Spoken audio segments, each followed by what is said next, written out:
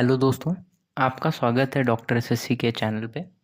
आज हम बात करेंगे रेपो रेट और रिवर्स रेपो रेट के बारे में। अगर आपको भी कभी कन्फ्यूज़न होता है कि क्या होता है repo rate, reverse repo rate, banks इसे क्यों लेती हैं या इसका इकोनॉमी में क्या इफ़ेक्ट है और आपको ये कन्फ्यूज़न क्रिएट करता है, तो ये वीडियो बिल्कुल आपके लिए। वीडियो को लास्ट तक देखिएगा। वीडियो शॉर्ट, लिमिटेड और फुल ऑफ इन्फॉर्मेशन होगी। तो आइए देखते हैं।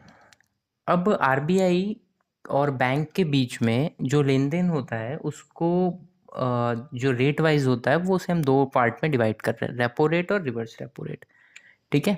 जिसमें से ये जो रेपो रेट है ये वो पार्ट होता है जो कमर्शियल बैंक्स जो अदर बैंक्स होती हैं वो आरबीआई से जब बोरो करती हैं मनी, आप समझिएगा जैसे कुछ बैंक है, उस बैंक को लिक्विडिटी फंड की ज़रूरत है तो वो सेंट्रल बैंक यानी आरबीआई से अमाउंट को बोरो करती है, पर बदले में सिक्योरिटीज़ जो उसकी होती हैं वो सेल करती है। यानी आरबीआई को सिक्योरिटीज़ सेल करती हैं और बदले में लिक्विडिटी फंड उठाती हैं। क्यों? उनका क्या पर्पज़ होता है? उनका पर्पज़ होता है कि वो इकोनॉमी में लिक्विडिटी को इंजेक्ट कर दें या इकोनॉमी में लिक्विडिटी के फ्लो को बढ़ा दें। कैसे करती हैं? तो बिल्कुल अपनी जो सिक्योरिटीज़ होती हैं वो उनको बेचती हैं आरबीआई को और बदले में कैश रिसीव करती हैं। इसका इफ़ेक्ट ये होता है कि इकोनॉमिक ग्रोथ को ये बढ़ावा देता है। बोरोइंग कॉस्ट को रिड्यूस करता है। तो इस पर्पज़ से बैंक लेती हैं। तो आपको रेपो रेट समझ में आया कि जब बैंक आरबीआई को सिक्योरिटी सेल करके उनसे कुछ उधार लेती है, ठीक है?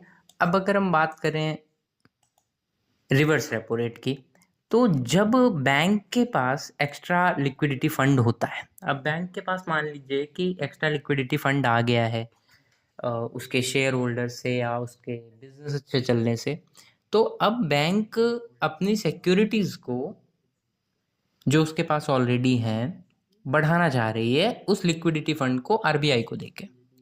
यानी अब उसके पास पैसा है, पहले केस में उसके पास पैसा नहीं था, उसने सिक्योरिटीज़ बेची, पैसा उठाया, उसे हम कहेंगे रेपो रेट।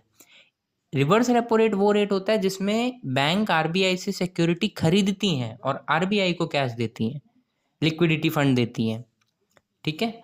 आरबीआई यानी सेंट्रल बैंक। तो ये क्यों करती हैं? ये करती हैं जब एक्सेस लिक्विडिटी आ गई होती है मार्केट में तो उसको एब्जॉर्ब करने के लिए।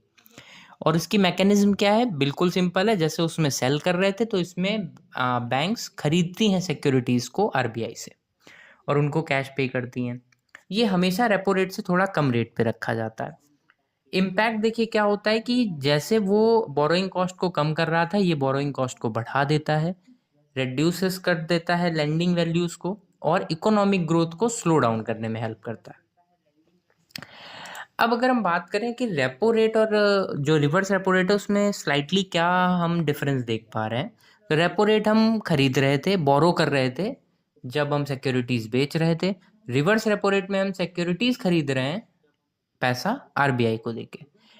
रिवर्स जो रेपो रेट होती हैं वो लिक्विडिटी को एब्जॉर्ब करती हैं, जबकि रेपो रेट क्या करती है? लिक्विडिटी को बढ़ाती है। रेपो रेट ग्रोथ को बढ़ाती है जबकि रिवर्स रेपो रेट ग्रोथ को स्लो डाउन करती है। तो दोस्तों अगर हम अब बात करें कि एक एग्जांपल लेकर कि रेपो रेट मान लीजिए 5% है, मैंने कहा रिवर्स रेपो रेट कम होता है वो 3.5%। अब एक बैंक को अगर फंड्स चाहिए, लिक्विडिटी फंड चाहिए, तो वो क्या करेगी? आरबीआई से बोरो करेगी। किस रेट पर? 5% यानी रेपो रेट पर। और जब बैंक के पास फंड्स होंगे तो वो आरबीआई को क्या करेगी? लेंड करेगी 3.5% पर, उसे कहेंगे रिवर्स रेपो रेट, ठीक है? अब लास्ट अगर हम देखें तो अभी करंट रेपो रेट 6.5% चल रहा है, रिवर्स रेपो रेट 6%। आरबीआई ने कॉन्टिन्यूअस फोर्थ टाइम इसे बढ़ाया है, तो ये लेटेस्ट रेट्स हैं। ये पूरी वीडियो थी, आई होप आपको समझ में आई होगी। अगर समझ आई हो तो प्लीज़ लाइक करिए, चैनल को सब्सक्राइब कीजिए। Thank you.